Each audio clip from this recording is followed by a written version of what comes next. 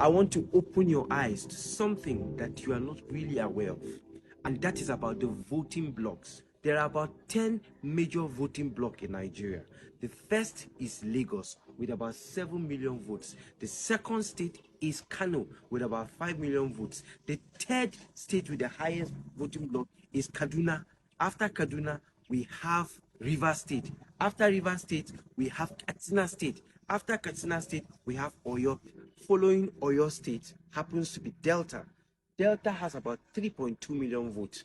Following Delta State is Plateau State, followed by Benue, which happens to be number 9 with 2.7, and then 10th on the list is Bauchi. Let me take you back to 2019. In the 2019 general election, Bauchi had about 2.4 million voters.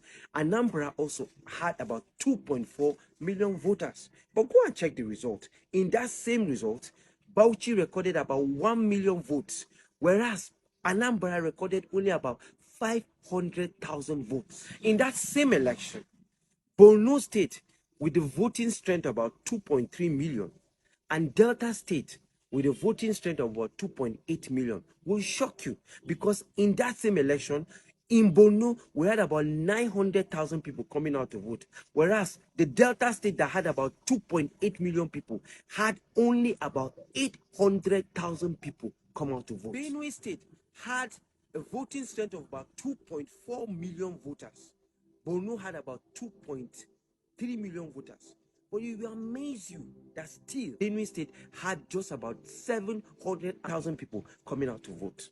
So as you can see, stop shouting north, south. Go and vote. The difference between the north and the south is one thing: apathy. They come out to vote. You don't come out to vote. I speak as a northerner, and I want to encourage every obedient in the south.